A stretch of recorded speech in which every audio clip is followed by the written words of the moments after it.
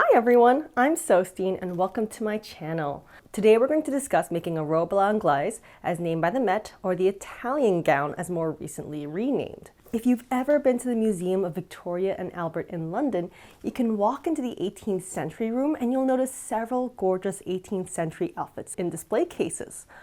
One of them is this incredible court suit. Many of you may know that I already made this one about 3-4 years back. It took over 400 hours of machine embroidery and digitizing time. You'll also notice this red one, so diminutive and yet spectacular. You may recall it, I made it last year and even have a video about it, except that mine has strawberries because I wanted strawberries to kind of commemorate the strawberry dress. The third display case that you may notice is this one. A gorgeous printed over gown from 1760 to 1770 as labeled by the V&A. You'll notice this has a fitted back, which is why these gowns are frequently called robes à l'anglaise, like this similar example at the Met.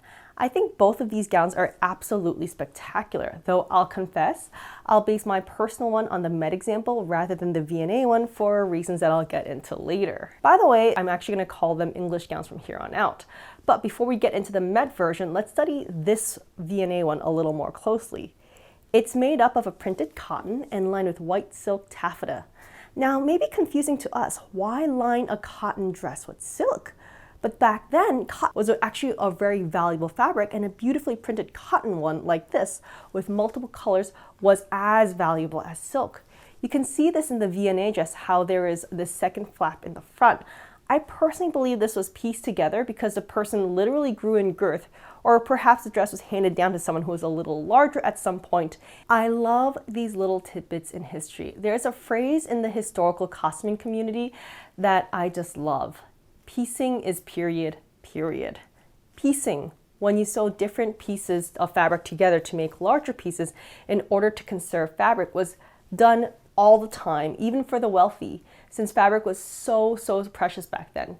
You may look down on it now, and it may look ugly to our modern sensibilities, but it was on basically all garments. Even garments that were made for the king have clear piecing in it. I'm going to do what's called piecing. Even the king is waste not, want not.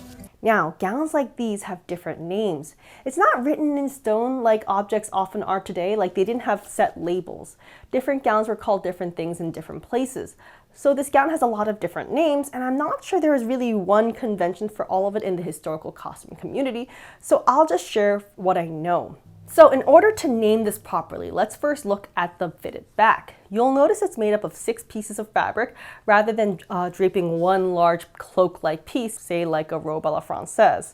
This was known as a robe à l'anglaise, or an English gown. The English gown refers more to gowns where the back top is still attached to the skirt, at least in the center back, something modern costumers call en furreau. This gown clearly does not have that, but instead has a skirt being sewn onto a completely separate top. According to the American Duchess book, this makes a gown not an English gown, but an Italian gown.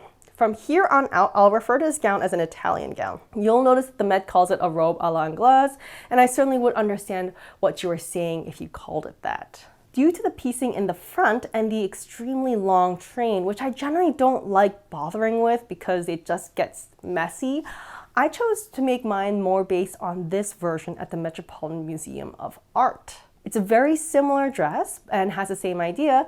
Typically, one would make this gown from a cotton, and I have made one from cotton in the past out of this gorgeous chintz from the Dutch Fabrics website. But in particular, I have 8 yards of this fabric, and for those of you interested in buying your own, it's called the Calimere by Lee Jaffa, and it comes in cotton and silk. The silk made me so happy though, because the background fabric is this luscious ivory and has some beautiful metallic bits printed onto it. It just felt really 18th century to me and period correct to the 1770s to 1780s. If you're interested in buying it, I got mine from silkresource.com. I apologize in advance for your wallet. Speaking of shopping, I'd like to take a moment to thank today's sponsor, HelloFresh. You guys may know I have a day job, by which I mean I work literally a day at a time doing 24-hour shifts at the hospital. This leaves me grumpy and tired and not in the mood to think very hard about what I'm going to eat the next day. This is where HelloFresh comes in. A few weeks to a few days ahead of time, I'll go on their website and choose what I want to eat that week, depending on how many days I'll be on call and how much effort I feel like putting in that week. And then HelloFresh will mail me the ingredients and the recipe. I just go ahead and open up my recyclable box and packaging and then follow their easy instructions in order to make a delicious and healthy meal for my whole family, perfectly proportioned. My favorite part of this is not only is it convenient, delicious, and customizable, it's healthy. It's also environmentally friendly, and due to the way that the ingredients are sourced, this has a 25% lower carbon footprint than even driving to your local grocery store. In any case, I highly recommend it, and for those of you who'd like to give it a whirl, just go to HelloFresh.com and use code SOSTEEN14 to get 14 free meals plus free shipping. Thank you so much, HelloFresh, for making my life that much easier and paying for this decadent fabric. Now let's get to cutting it. But before we can do that, we need a pattern. For the bodice, I decided to go with a pattern I drafted last year for my grape dress. So to start, I got some wonderful medium weight linen from Burnley and Trowbridge and traced the pattern onto it. Now, one big tip, make sure that your front is cut on the bias. If you do that, the fabric has a lot more stretch and give to it, so it goes around the conical shape of your 18th century stays or corset without wrinkling. I wish I knew this years ago. For instance, as much as I love my green redingote, you'll notice that there's a lot of wrinkling up in the bodice. This would have been completely avoidable had I just cut the fabric along the bias. And if I ever make this dress again, and I very well may fix that point and make it in pink, I will do that. So I cut the pieces out, the front panel on the bias, and stitched it together. Now I'm making mine in one of the different 18th century methods. There's lots of different ways to do this, such as the ones with the English stitch, but that'll be my next one, which you may know is actually going to be pink. So today we're doing the method that I got from At the Sign of the Golden Scissors English gown pattern, which hopefully will be in print soon since that shop does have a new owner. So I personally use a modified method where all visible seams are hand finished, but any inside seams and long seams, which are boring to sew, are done on my machine on my Baby Lock Soprano. I just want to do the pretty seams by hand, so that's what I do. But I encourage all of you to find whichever method makes you the happiest and just do that. This requires making and basically completing the entire lining and sewing the top layer of silk onto it. To start, I seam the lining pieces together using a 1/2 inch seam allowance, and then I sew in a 3/8 inch channel in the 2 seams in the center back as well as the front. I tried on my dress form to make sure that the neckline is right, and I redraw it. I make sure that the lining front ends where I want it to be, making sure that there is 1/2 inch of overlap in the front since this dress will be pinned in place and will need some overlap. I then bring it to my ironing board and iron down all the seam allowances. I do a quick machine seam on the lining just so that I could keep it in place. I also put in the boning channel in the front. I then bone everything with artificial whalebone. Then it's the fun part. I get out my beautiful silk fabric and I cut out the 2 back pieces. I use my machine to sew the center back together and then iron that seam flat. I figure out where I want the seams to end, fold them over, iron them, and then pin the pieces down onto the lining.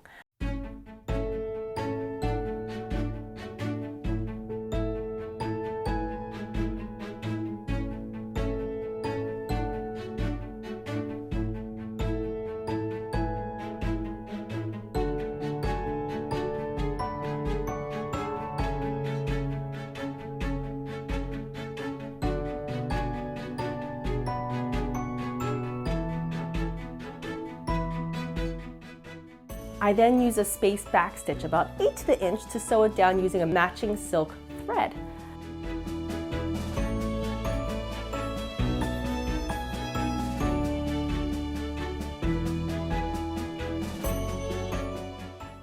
I do this again for all the other pieces of the bodice.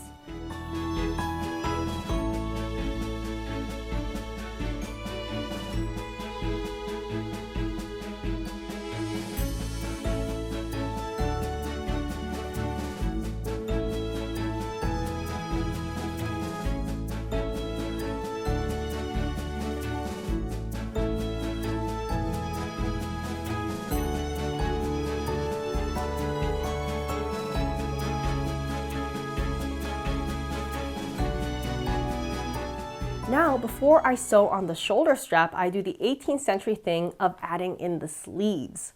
For the sleeves, I generally don't draft them unless I absolutely have to. In this case, I use a sleeve pattern for my English gown from At the Sign of the Golden Scissors. I cut those out in the silk and the linen. I use a slightly lighter weight linen for the sleeves since I feel that a lighter fabric in the sleeves usually results in better movement. I then sewed this together by hand using the 18th century method of pinning the two fabrics together, ironing in the seam allowances of the silk, pinning the lining away from the edge, and then stitching the sleeve down by hand. I fold over the seam allowance at the sleeve edge, iron it flat, and then sew them together by hand. This way the sleeve is fully finished before I attach it to the gown.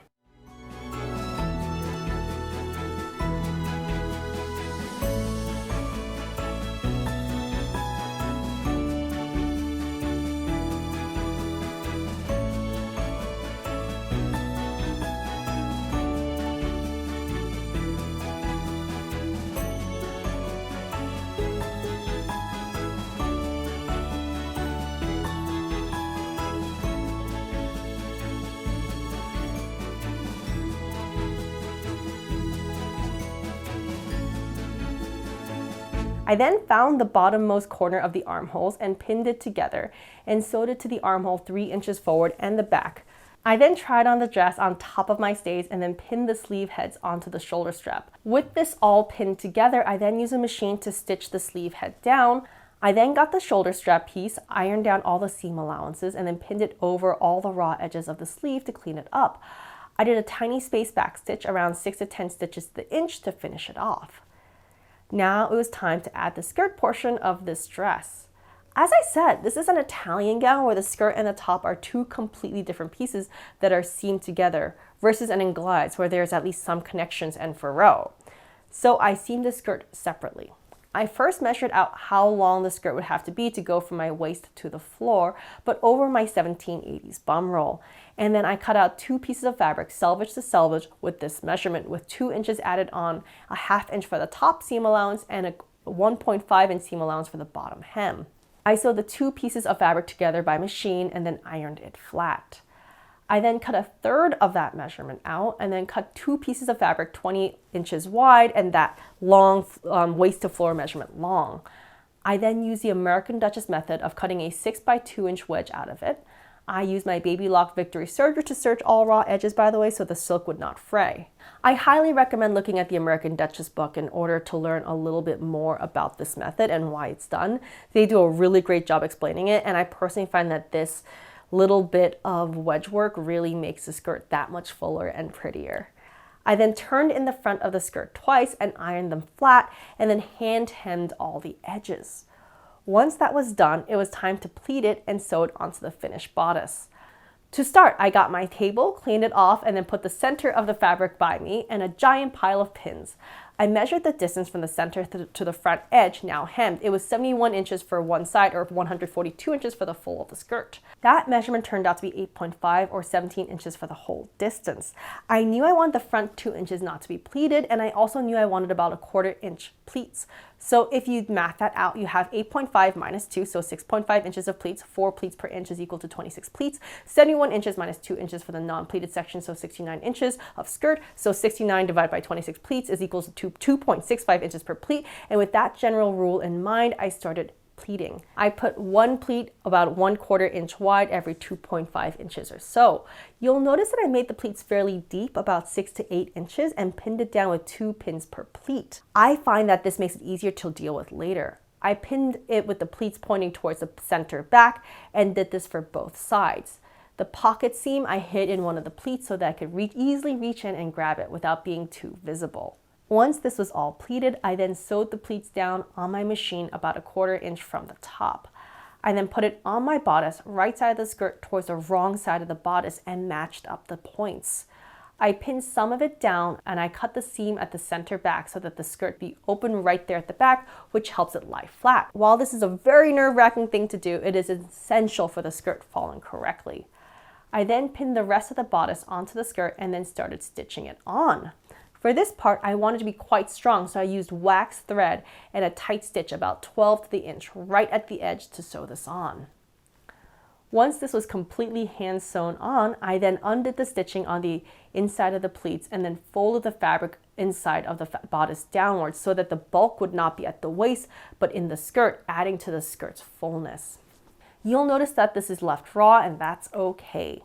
Now it was time to try it on and hem it, but before I did, I wanted to get the petticoat done. I think I've shown myself making petticoats before, but I don't know that I've ever gone into it in any sort of detail, so I'll do that for this video. So first off, I get 2 skirt panels, each selvage to selvage. If you feel like your skirt panel is too narrow, you may want to add extra width to your petticoat, but generally if your fabric is at least 50 inches wide, it's usually wide enough for an 18th century petticoat.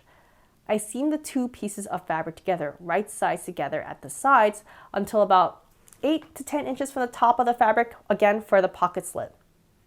This may sound crazy, but then I hemmed the bottom. The length of the skirt will be adjusted from the top later. I then cut out 2 pieces of 3/4 inch wide linen tape, which can be purchased from Burnie and Trowbridge. Now you want these to have some overlap, so I get my waist size, divide it by 2, and then add 2 inches for the width of each. I mark these points on the tape, including the center.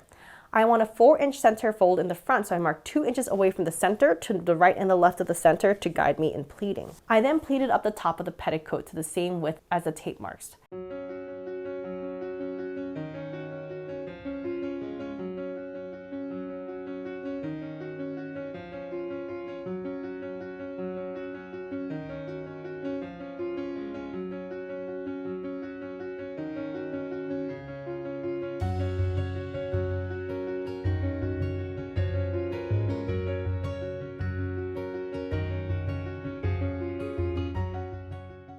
To make things easier for myself, I basted this down with some thread. I find basting here is really useful, even though I personally hate basting. Afterwards, I put on my 18th century stays, skirt support, and petticoat shoes and tried on the skirt. I found out which length I'd like the front and the back to be for it to be a good length, and then pinned it at the top. If there's a little bit of wrinkling at the sides from the unequal lengths in the front and the back, it's not a big deal because this will be covered up by the gown anyway, so I don't mind this. Please note that I do hate fittings, so I did this and the fitting of the overgown at the same time. Once I figured out the petticoat length, I pinned it to my stays and then put on the gown. I closed the gown up, closing it with pins, and figured out which length I wanted the hem to be at. She's doing a video right now. You can come in. You're doing a video. Afterwards, I hemmed the gown to this point by ironing in the hem twice and then doing a whip stitch about 6 to 8 inches to the inch by hand. The gown was now done. For the petticoat, I attached some linen tape to the waist of the petticoat, including some smaller cotton tapes at the side. I then stitched the whole thing with some thicker silk thread. Now the gown and the petticoat were both done. Time to put it on.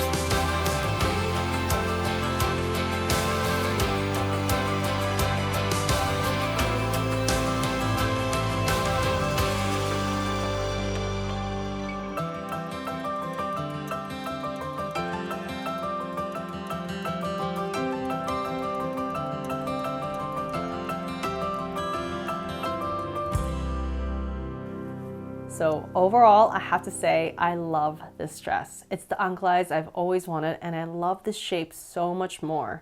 Who knew making it like the thousandth time still has its benefits? I love Halloween. It's my favorite time of year, and I have so many different black and white fabrics in my house right now for all the Halloween goodness for my whole family. Thanks so much for watching. Let me know what dress or era you'd like to see me tackle next, and remember to subscribe for more sewing content. I love how your head is cut out. By the way, I've been getting a lot of questions about what I wear. Today, I am wearing my red striped dress that I made in my last video about candy and gingham dresses. And I am wearing a blouse from Voria underneath, and I'll link both those below. I also have a hat that I got on Etsy that I will also link.